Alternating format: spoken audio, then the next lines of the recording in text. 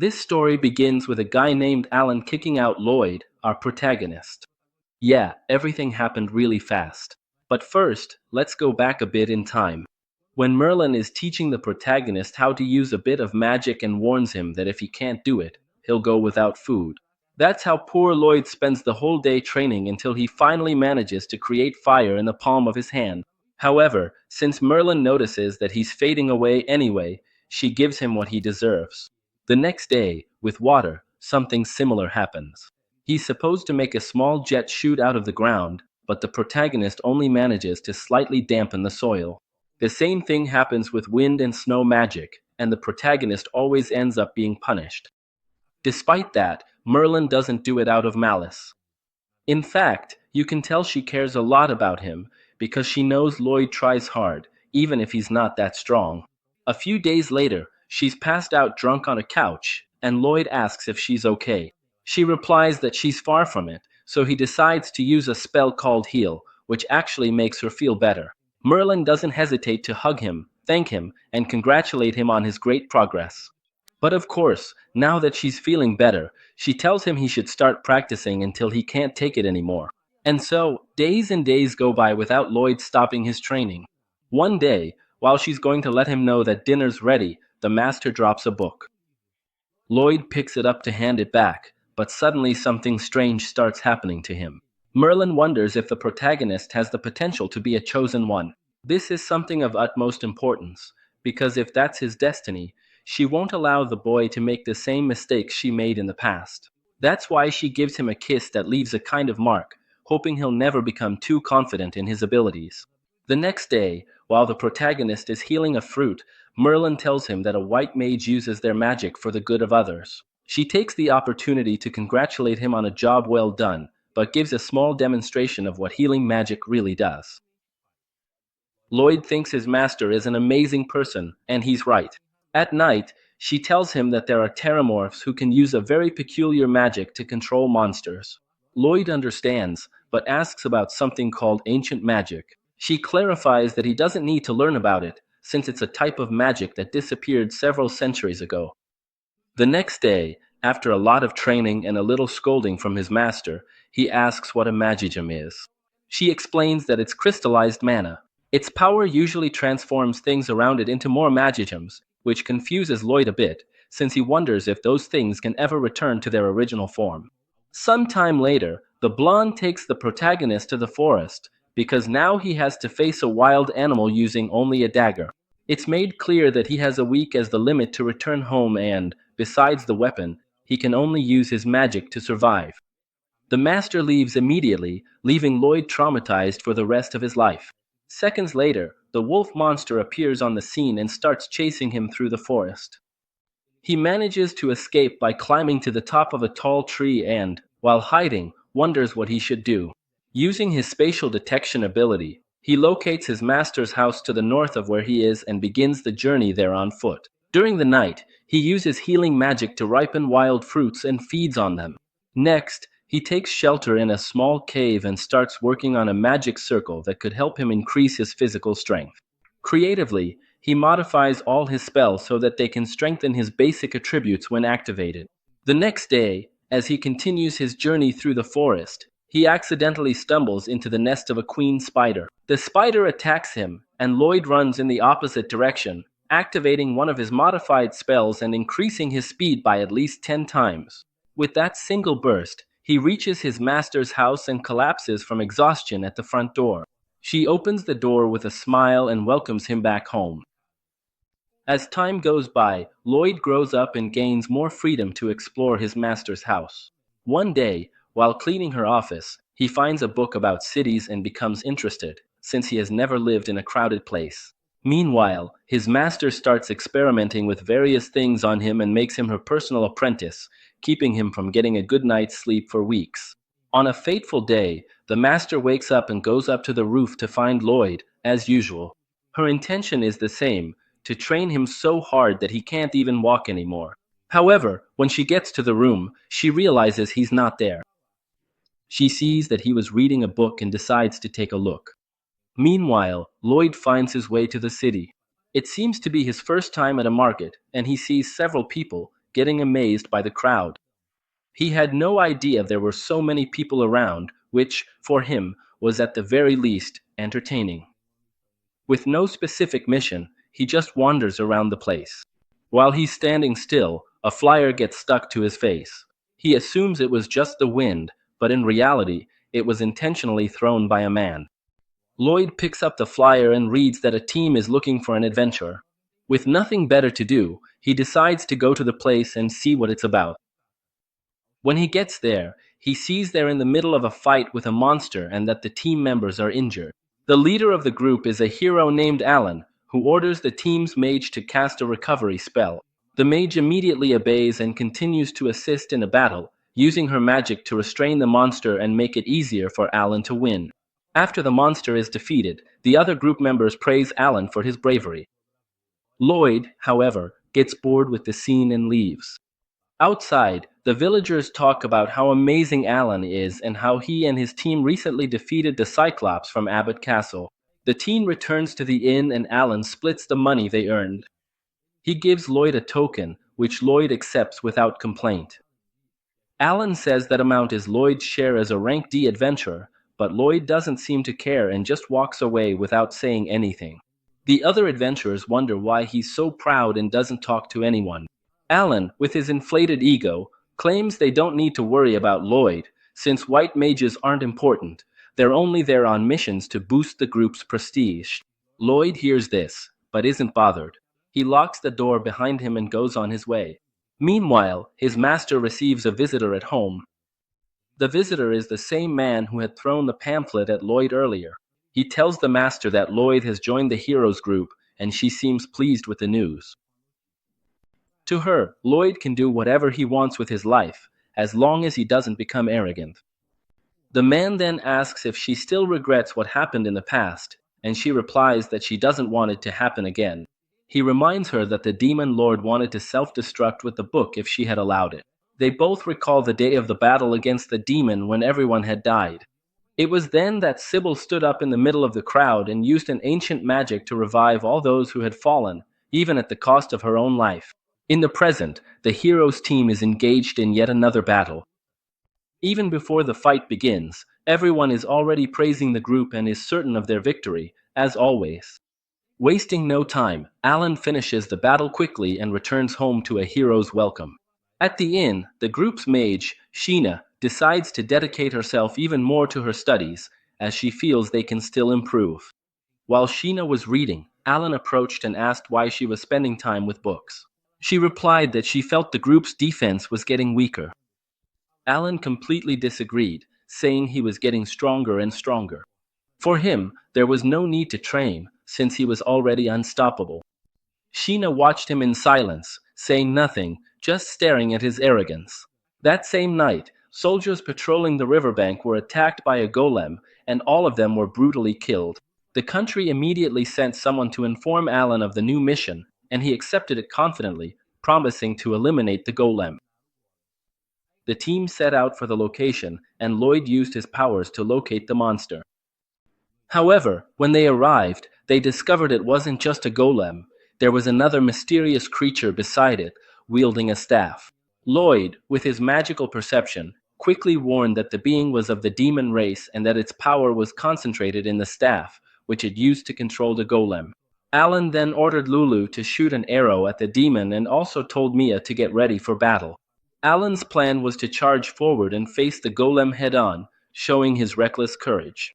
Lloyd, worried about the recklessness, tried to intervene, saying that he hadn't properly analyzed the golem yet, nor understood its weak points. But Alan abruptly cut him off, reminding him that he was the leader and the one who gave the orders. Determined, he rushed into the attack. Feeling responsible, Lloyd moved faster and pushed Alan away from the monster. Annoyed, Alan pushed Lloyd back and finished off the golem with a single blow. The scene made it look like Lloyd's warning was unfounded and that he had made a mistake. Back at the base, Alan accused Lloyd of not having done anything for the group since he joined. He said that all the recovery and healing work had been left to Sheena, and that because of this, Lloyd was not useful. Alan then demanded that Lloyd leave the team. Feeling useless and maybe even agreeing with the criticism, Lloyd accepted the decision and left, while the other members celebrated his departure as a relief. Over the next 3 days, Lloyd tried to join other adventure groups, but was rejected every time. After yet another discouraging rejection, he heard a woman shouting in the guild hall, saying she urgently needed an unaffiliated white mage. The guild attendant suggested that she call Lloyd. The woman looked at him, asked if he was without a team, and upon hearing that he was, grabbed him by the arm and ran off with him. Where will fate take Lloyd now? Will he finally discover the true power he possesses? Lloyd wandered through the city, still downcast over having been kicked out of his team by Alan. Alan's words echoed in his mind, accusing him of being a useless white mage who only hid behind the group and was good for nothing except healing, something even Sheena did better. When Lloyd asked if he really thought he lacked skill, Alan didn't even bother to answer, just told him to think whatever he wanted and leave already. As he walked away, the girls on the team, except for Sheena, cheered loudly that the loser had finally left the group. Feeling even more rejected, Lloyd walked to the city center, where he found a fountain with a statue that reminded him of his master, which only made him miss home more. Elsewhere in the city, a group of adventurers was getting ready to attack a territory controlled by bandits. It was an A-rank mission, which required caution. The Crumb team, led by a redhead named Ginger, was visibly shaken. Crumb, in particular, seemed unmotivated and unwilling to go on. Even so, the group launched the attack, acting before the bandits could react. Silica, the team's mage, began chanting a spell out loud, which was quickly noticed by the bandits. One of them shouted to attack only after she finished casting, and so they did, taking cover until the right moment. When Silica grew tired, the bandits advanced. However, Cross, the team's archer, provided cover from a distance, taking down all the enemies with a single shot. The team seemed well balanced, with Yui, the swordswoman and group leader, holding her ground on the battlefield. Even when she made mistakes, she was protected by Daggers, the team's tank, who defended her with his shield. Crumb used his magic to physically strengthen Daggers, which gave them an advantage in the fight. With the reinforcement, Daggers overpowered the bandits and victory was achieved. The bandit leader, panicking, looked for a way to escape, but before he could react, he was confronted by Yui, who demanded his surrender. He, confused, asked who she was and why they were attacking him without warning. Noticing the golden pendant around her neck, he recognized the symbol of an S-class adventurer. And she wasn't the only one, her entire team was S-class, a true feat.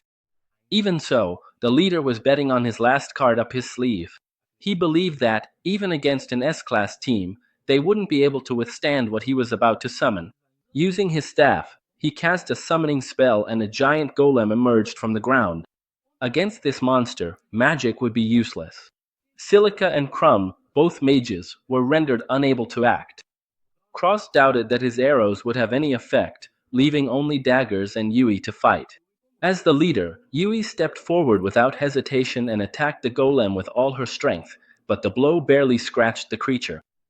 Crumb, who had been distracted from the start, didn't even hear Yui's request to strengthen her. The leader had to shout to get her attention, and only then did Crumb cast the physical enhancement spell. With the reinforcement, Yui's power increased at least fivefold, and she sliced the golem in half with a single blow. With the mission accomplished, all the bandits, including the boss, were captured. Yui approached Crumb to talk about what had happened. Crumb apologized for getting distracted and said she no longer considered herself worthy of being an adventurer. Yui understood her situation, which apparently was connected to her sister, Sylvie. Before Crumb could say more about Sylvie, the scene shifts to Lloyd, who was already on his third consecutive day failing to join any team. He hears someone shouting at the counter that they needed a white mage and, to his surprise, it was Yui, who apparently had already let Crumb go. Taking advantage of the opportunity, Lloyd approaches and says he's a white mage. Yui doesn't even ask his level and drags him by the hand to her team's base. She introduces Lloyd to the group and officially welcomes him, even though he hasn't agreed to join yet. Her teammates quickly notice that she brought him in without giving any explanation, something she tends to do often. Cross explains that they have an urgent mission and, without Crumb, they can't carry it out. None of them believe Lloyd is a good replacement, and even Lloyd himself doesn't think he's capable, especially after finding out he's in front of an S-class team. Even though he had already given up on himself, Yui still believed in his potential and forced him to show his magic. Hesitant, thinking he would only disappoint them, Lloyd decides to try and summons a staff using storage magic. That simple gesture was enough for everyone to start realizing that maybe he wasn't as useless as they thought. Then, without even chanting a spell, Lloyd applies a physical enhancement that boosts the strength of everyone in the group. At first, no one notices the effect. With a simple swing of her sword, she cuts through a tree as if it were butter, leaving everyone stunned. Lloyd then explains that he not only used physical enhancement, but also layered several other enchantments that greatly amplified Yui's power. That was enough to secure his place in the group. Even so, Lloyd remains unaware of his true strength and power. He believes that since it's a high-level adventure group, using just one spell would be insufficient, so he cast 5 different enhancements at once to impress them. But when he sees their shocked expressions, he misinterprets it, thinking his performance was mediocre. The problem with constantly being told you're useless is that your self-esteem gets drained, and Lloyd's was already at rock bottom. Convinced that he didn't make a good impression and not wanting to be a burden to the group, he says goodbye and starts to leave. The group is momentarily paralyzed by shock, until Yui catches her breath and shouts with all her might for him to come back. He returns, at least to hear what they had to say. When he tells them that he was rejected by the hero's party for being considered useless, Yui is shocked. After all, he was part of the hero's party, but he himself asks them not to be impressed, since he's not that great. Lloyd's self-esteem was practically at rock bottom. He even suggests they call back their former white mage, since she's a better choice. That's when the group tells him about Crumb. She really was good and very well liked, but her sister Sylvie was sick. Crumb was juggling her life as an adventurer with taking care of her sister, but lately her physical and emotional exhaustion had been affecting her performance on missions. In the last battle, she almost put everyone in danger because she was distracted. Although everyone still wanted her to stay, it was Crumb herself who decided to step away, worried about the group's safety. They could manage without a white mage on smaller missions, but not on A-rank missions, where a support mage was essential. More than just a teammate, Crumb was a friend to everyone, and the group showed genuine concern for her. Lloyd notices this and thinks about how lucky Crumb is to have such loyal companions, so different from the ones he had. Curious about Sylvie's illness, he asks for more details and finds out that she is slowly turning into magic stone. Lloyd recalls reading with his master about this kind of curse and remembers that she mentioned it was reversible. Feeling that he might be able to help, he asks to go to Crumb's house.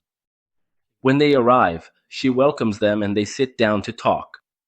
Crumb reveals that they were both adventurers, until one day Sylvie got hurt during a mission. Crumb didn't witness the exact moment, she just found her already injured. When Lloyd asks where the injury happened, she answers that it was in a cave, which surprises them. Crumb takes them to Sylvie's room, and as she opens the door, Lloyd feels a powerful magical energy emanating from the place. As he gets closer, Crumb removes the blanket from her sister's body, revealing that her arms and legs were already petrified. Lloyd says that he can heal her, but Crumb doesn't believe him. Several experienced mages had already tried, without success, so she doesn't think a simple white mage will make any difference. However, Lloyd insists and examines the origin point of the wound, confirming that the invasive magic was the cause of the petrification.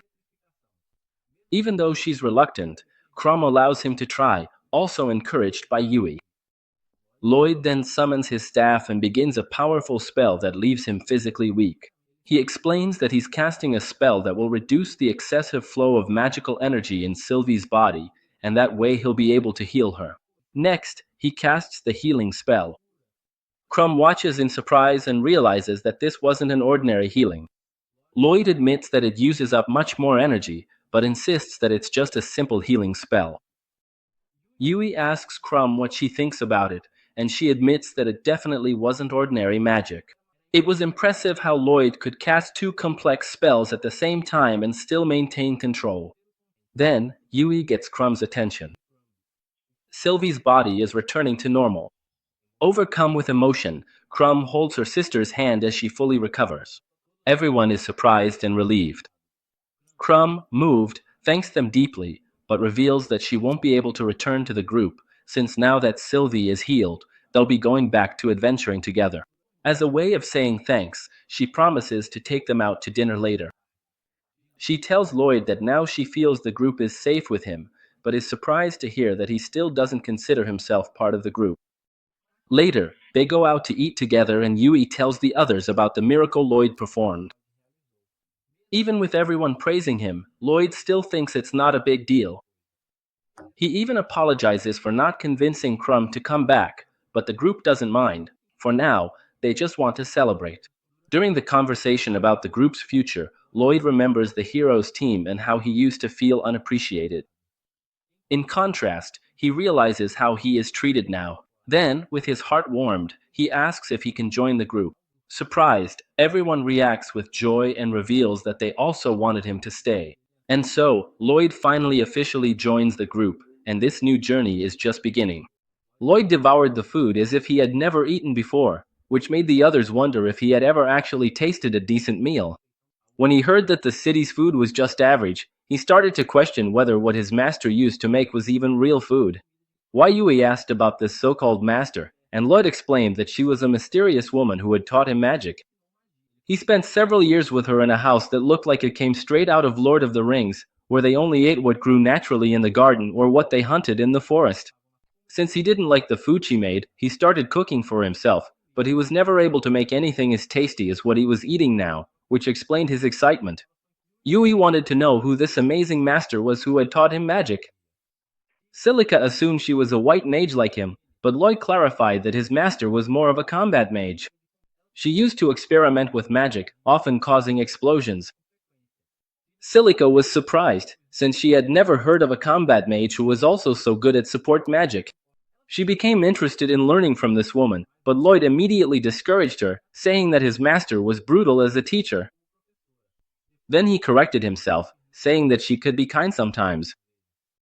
Soon the group changed the subject, and Yui suggested they have their usual strategy meeting. Lloyd had no idea what that meant, so Cross and Dagger said that before any planning, they needed to explain the mission to him, or he wouldn't understand anything. Yui hesitated to explain, saying she wasn't good at it, and asked Dagger to do it. He refused at first, reminding her that she was the leader and should act like one. But since Yui insisted, he eventually gave in.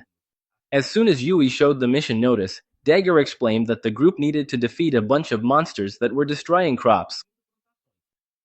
They just showed up out of nowhere and started trampling everything. Lloyd noticed that Dagger hadn't mentioned what kind of monsters they were and asked if there were different types involved. Silica confirmed it, which left Lloyd intrigued. He had never heard of different monsters joining together in a group. Yui then cut off the speculation, saying they couldn't waste time on the reason, since their duty as adventurers was to help the farmers in trouble. With Lloyd now up to speed on the mission, they began the strategy meeting. Cross raised his hand and warned that he and Yui wouldn't be much help against a pack of wolves. Silica was the best suited to deal with monsters, and she agreed, though she was worried about having to use wide-range attacks that consume a lot of mana. Since 3 members of the group were practically useless in this situation, Yui asked Lloyd if he knew how to use offensive magic.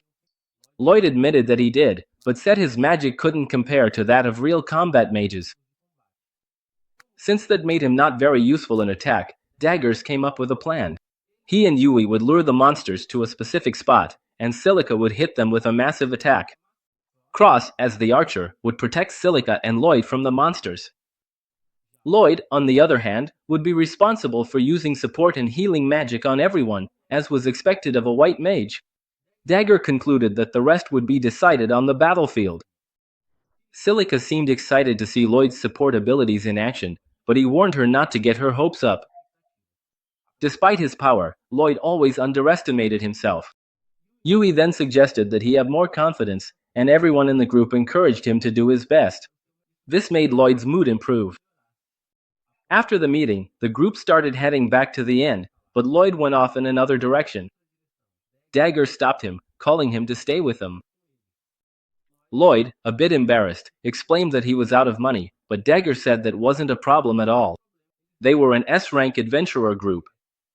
To help them out, Dagger gave Lloyd a pouch full of gold and silver coins. Knowing that Lloyd wouldn't accept it for free, he said the amount would be deducted from Lloyd's share of the mission reward. Lloyd promised to do his best to repay Dagger's kindness and joined the group on their way to the inn. The next morning, everyone gathers at the main gate and Yui is the last to arrive. When she notices that no one is carrying any luggage, she finds out that Lloyd can use storage magic and hands him her backpack, which he stores in his dimensional inventory. The whole group comments on how practical and useful this magic is, and Lloyd offers to teach it to them later. With that, they set off on their journey, entering an open field with mountains in the background. According to Daggers, demons live beyond those mountains, so everyone needs to stay alert, since the mission site is nearby. As they cross a tall, rickety wooden bridge, Yui tries to distract the group from their fear with a silly question. Everyone answers in a funny way, except for Lloyd, who takes it seriously and gives an honest answer. Yui gets confused, wondering if he's slow or something like that. Anyway, she advises Lloyd to relax more, since living on constant alert would wear him out. While they're having fun by the riverside, a dark mage is in the nearby forest, casting sinister spells. After crossing the river, they arrive at the place where they'll set up camp. They need their luggage back, and Lloyd takes everything out of his storage. Everyone is happy they traveled light, which made the trip faster. They start setting up camp, fetching water, and preparing everything needed to rest. After a lot of work, Yui is exhausted and wants to take a bath. She asks to be excused, but there are still chores like gathering firewood. Lloyd offers to collect firewood for her so she can go wash up. Yui thanks him and heads off with Silica. Lloyd goes into the forest to gather firewood until he comes across a fruit that his master used to grow with magic. He bites into the fruit, surprised by its taste. But a noise from the river catches his attention. A monster had attacked Yui and Silica, who were panicking. They try to retreat, but the monster is fast. When they reach their limit, Silica trips and tells Yui that they have to fight. Fortunately, Lloyd sees them from the top of a tree and rushes to save them. Before he arrives, they manage to find some cover. Lloyd distracts the monster, allowing the girls to reach solid ground. He also throws them the weapons he had kept with him. With that, they arm themselves again and Yui charges at the monster, slicing it in half. However, the other half is still active, so she tells Silica and Lloyd to run away. She casts a fireball and, to her surprise, the spell defeats the creature in one go. Yui is amazed by its effectiveness, thanks to Lloyd's magical reinforcement. She jumps for joy and her towel falls right next to Lloyd. As a thank you, he gets slapped so hard that the whole river shakes. Back at the campsite, Lloyd starts teaching the group how to cast magical storage, still with a red cheek. He says you just have to imagine it, but no one manages to do it. After several failed attempts, they think maybe they're just not cut out for this. Lloyd assumes that maybe the problem is him as a teacher. Silica tries one more time and manages to activate the magic. They realize they're not like Lloyd, who casts spells without incantations, so they decide to use magic words. With that, they succeed. They practice until nightfall and feel like it was a productive day. At night, Yui watches the surroundings and Lloyd reassures her, saying there are no monsters nearby. She sits in front of him and thanks him for joining the group. Lloyd comments that he didn't have a group either, so he needed them for that reason. He doesn't think he needs to be thanked. Even so, Yui says she understands that she forced him to join. He asks why she's so interested in the mission, and Yui calmly replies that it reminds her of her hometown, which was destroyed by monsters when she was little. She was the only survivor, saw bodies everywhere, and now fears the same thing could happen to other villages. That's why she wants to help, and she's also worried that the villagers are probably undernourished. Suddenly, Lloyd senses the presence of monsters and tells Yui to be quiet and wake the others. Everyone heads into the forest, where they spot several pooks walking. No one understands where they're going. When Lloyd figures it out, he signals for them to head in a specific direction, since he knows the pooks react to noise. He warns them to stay quiet. On the way, Yui steps on a branch and the snap draws the monsters' attention, who immediately start chasing them. They run as fast as they can, but they don't get very far, because one of the monsters jumps in front of the group and blocks the way. They're surrounded by danger and have no choice but to fight. Immediately, they call on their magical storage and draw their weapons, but before they can even start fighting, the monsters use magic to hurl their weapons away. To make matters worse, the monsters surround them with wolves on all sides, preventing any movement. Desperate, they wonder what to do, until Lloyd suggests keeping the monsters trapped with his magic while the others fight. He casts his spell and manages to paralyze the monsters. With that, Yui retrieves her sword and charges into battle, while Silica also gets her weapon back. Yui cuts all the wool threads that are holding them, and as she gets ready to attack the last monster, Lloyd encourages Silica to fight and cross to the other side of the battle. With everyone finally free and armed, they leap into the fight together and win. After the victory, Lloyd feels uneasy for having taken charge of the situation without consulting anyone. He apologizes for it, but the others don't mind. In fact, it's quite the opposite. They acknowledge that without him, they would have lost. They thank him for taking the lead and showing initiative, and Lloyd feels relieved to be accepted by the group. They return to camp and, the next morning, start packing everything up to continue their journey. Each one summons their storage and puts away their luggage to make the journey easier. However, Lloyd pauses for a moment, looking around and wondering why the Pooks were there and where they were headed. Yui calls him back, asking him to come along with them. Lloyd runs to catch up with the group, a smile on his face, happy to have finally found a group he belongs to.